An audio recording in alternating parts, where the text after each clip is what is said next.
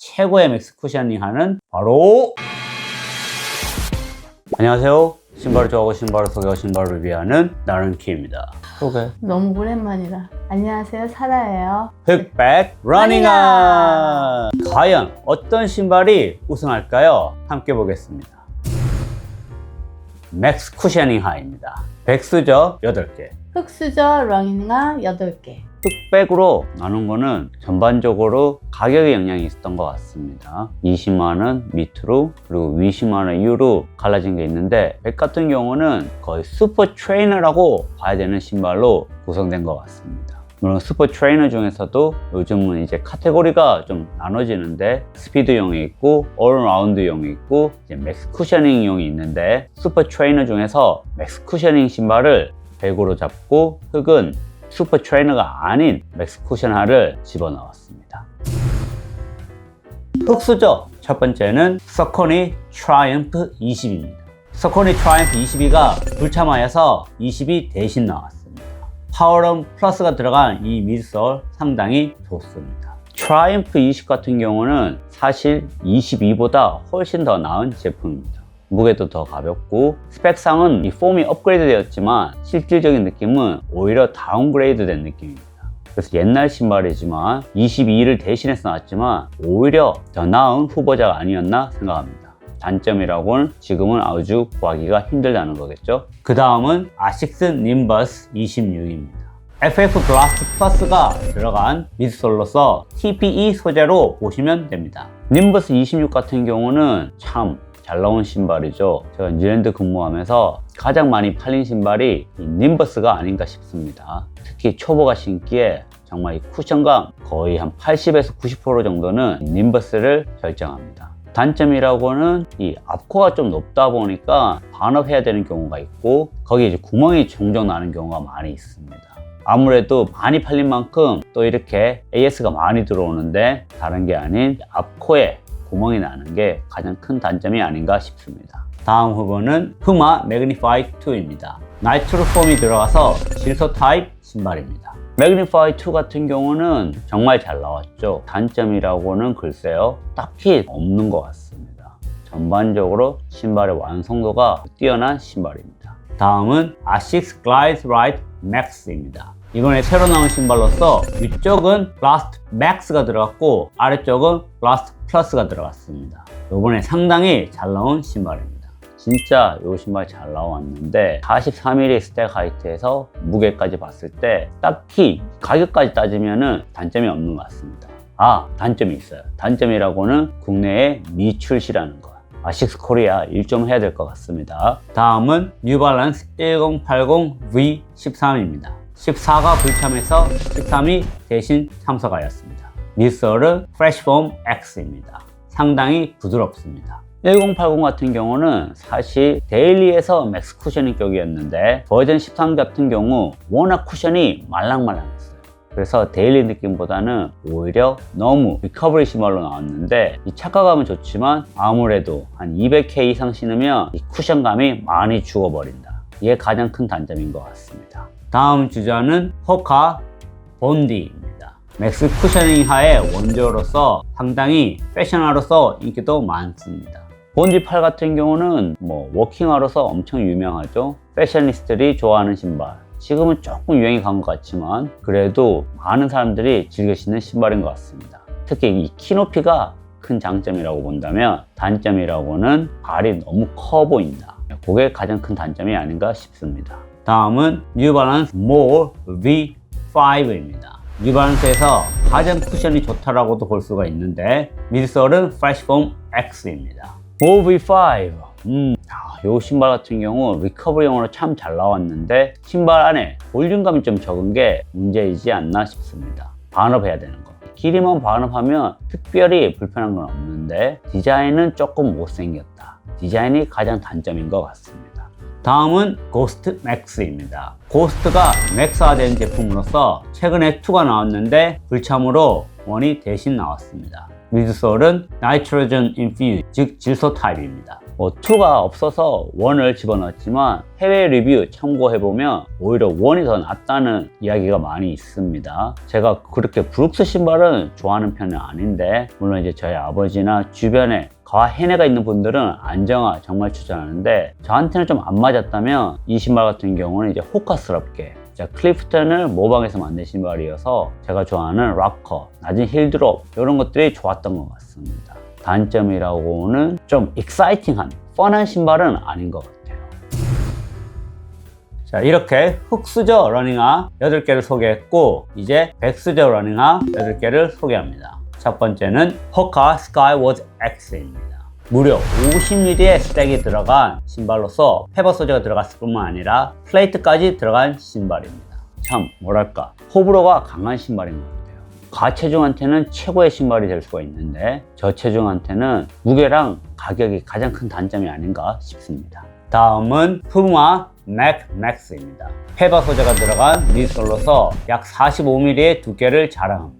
솔직히 단점은 없는 것 같습니다. 유일하게 단점을 꼬집으면 이 무게감인데, 사실 맥스쿠션 정도 되면 무게는 이 정도가 적당한 것 같고, 차라리 이 어퍼를 좀 더 레이싱하답게 나왔으면 무게를 완전 줄여가지고 더 좋지 않았을까 싶습니다. 다음은 아식스 슈퍼블라스트입니다. 슈퍼블라스트 2 불참으로서 1이 대신 나왔습니다.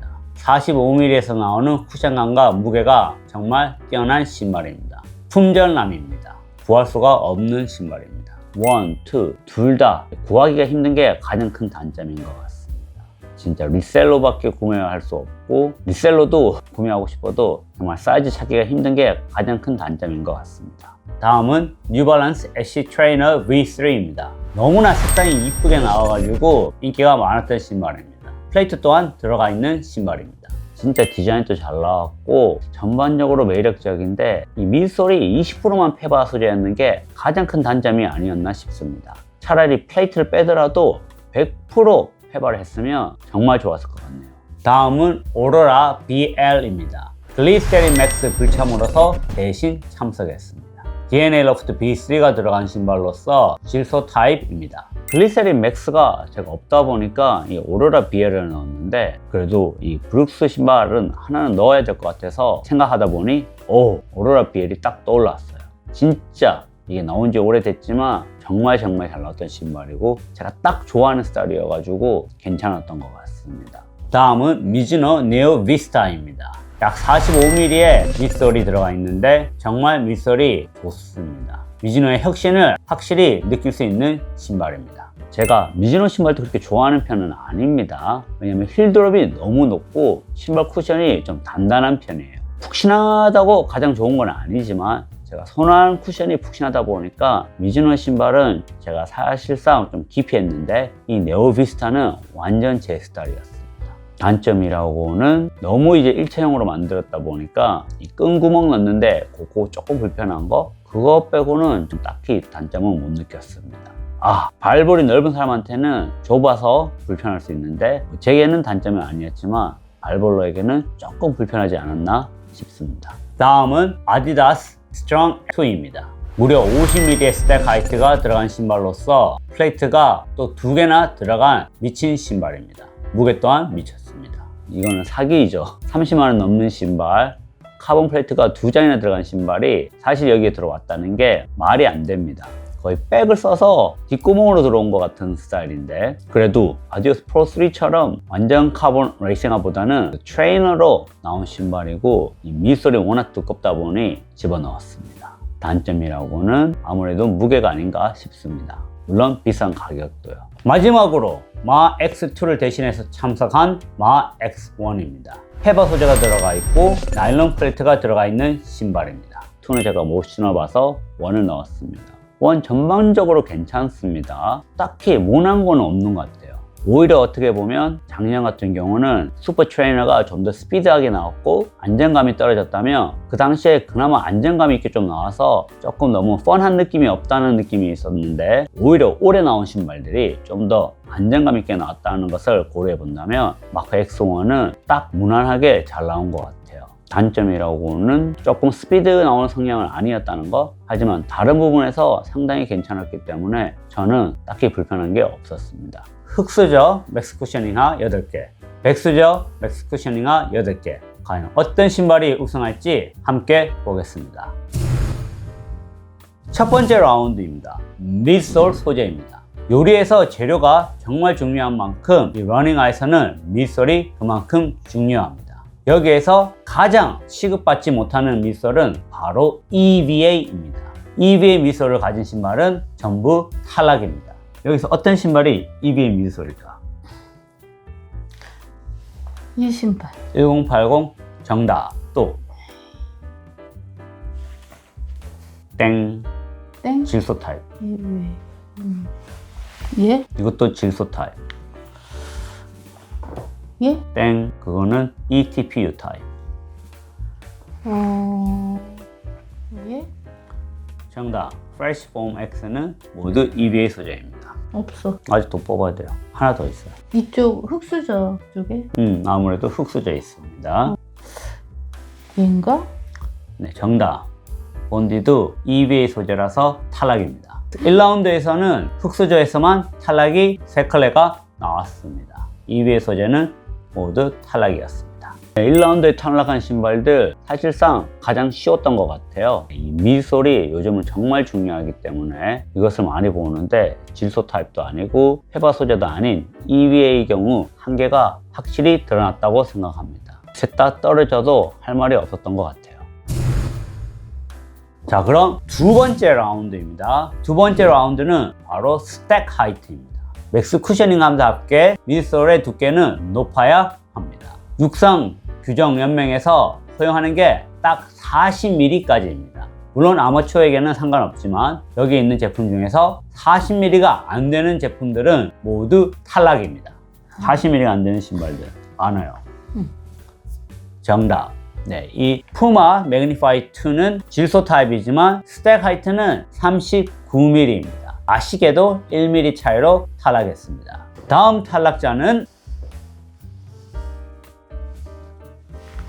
네, 호카 마 X1입니다. 마 X2 같은 경우는 40mm가 넘어가지만 원 같은 경우는 38mm, 37mm 정도밖에 되지 않기 때문에 아쉽게도 탈락입니다. 나 너무 잘 맞추는 거 아니야? 다음 탈락자는 예. 네, 정답입니다. 이 고스트 맥스 1은 미드솔 두께가 38 정도밖에 되지 않습니다. 그래서 질소 타입이지만 아쉽게도 탈락입니다. 와, 너무 잘 맞추는데 나. 몇 개 남았어요? 2개. 2개. 네, 서코니 트라이엄프 20은 탈락입니다. 이 신발도 스택 하이트가 뒤쪽이 37 정도입니다. 그래서 40을 채우지 못했습니다. 하지만 여기에 들어간 미드솔은 상당히 좋습니다. 너무 잘하는 거 아니야? 진짜 하나 더 남았다면 내가 봤을 때는 빨리. 예. 그 신발은 44mm의 스택 하이트를 가지고 있습니다. 오케이. 그러면 어쩔 수 없다. 하나밖에 안 남았다. 진짜. 예. SG 트레이너 V3는 40mm 스택 하이트를 가지고 있습니다. 진짜? 오케이. 그러면은 예. 네오비스타는 45mm의 스택 하이트를 가지고 있습니다. 오케이. 확실해 이번에. 예. 님버스는 41.5mm의 스택 하이트를 가지고 있습니다. 없는데? 그럼? 예. 방금 45mm라고 했습니다.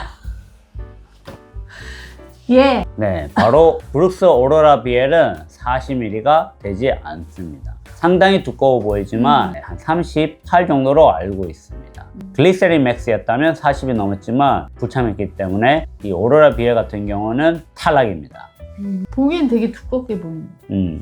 자, 그러면 이제 신발을 한번 모아보겠습니다. 확실히 흑수저와 백수저의 차이는 큽니다. 흑수저 같은 경우는 지금 남은 신발이 님버스 26 그리고 글라이라이드 맥스 2입니다. 반면 백수저 같은 경우는 아디다스 프라임 스트롱 2, 미즈노 네오비스타, 뉴발란스 SC 트레이너 V3, 아직 슈퍼 블라스트 1, 푸마 맥맥 그리고 호카 스카이워드 X가 남아 있습니다.